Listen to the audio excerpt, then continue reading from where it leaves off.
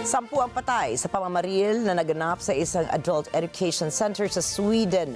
Ang trahedyang ito ang sinasabing pinakamalalang pag-atake na naganap sa bansa, ayon po yan sa Prime Minister, at isang napakasaklap na araw. Jonah Malyari po para sa report. Ang pamamaril na ikinamatay ng 10 katao ay naganap sa bayan ng Örebro na 200 kilometro ang layo sa Stockholm, Sweden, sa Risbergska School for Adults.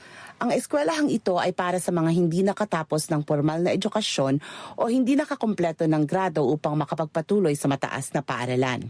Nasa campus ito kung saan may mga estudyante rin na naninirahan. Sinasabing ang gunman ay isa sa mga nasawi. Ayon sa kapulisan, patuloy ang paghahanap sa mga posibleng naging biktima rin ng pamamaril. Hindi pa malinaw ang motibo ng gunman.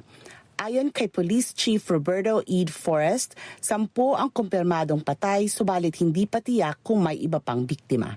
Det är svårt att ta in vidden av det som har hänt idag.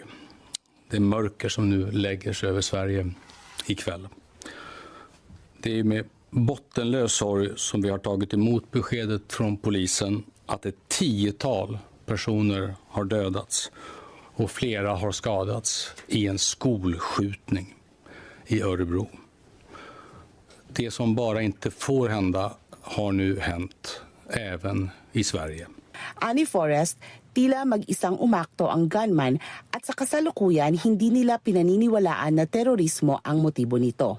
Isinalaysay ng isang saksi ang kanyang karanasan at kung ano ang kanilang ginawa habang wala pang dumarating na mga otoridad. Vi har idag sett ett brutalt dödligt våld mot helt oskyldiga människor. Det här är den värsta massskjutningen i svensk historia. Ännu saknas väldigt många svar. Och jag kan inte ge de svaren heller.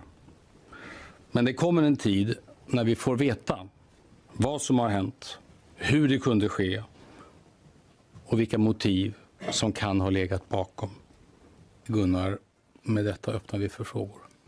Samantala, sinabi ni Swedish Prime Minister Ulf Kristersson na ang trahedyang ito ang pinakamalalang mass shooting sa kasaysayan ng bansa. Det är svårt att ta in vidden av det som har hänt idag. Det mörker som nu lägger sig över Sverige ikväll. Det är med bottenlös sorg som vi har tagit emot beskedet från polisen att ett 10-tal personer har dödats och flera har skadats i en skolskjutning i Örebro. Det som bara inte får hända har nu hänt även i Sverige.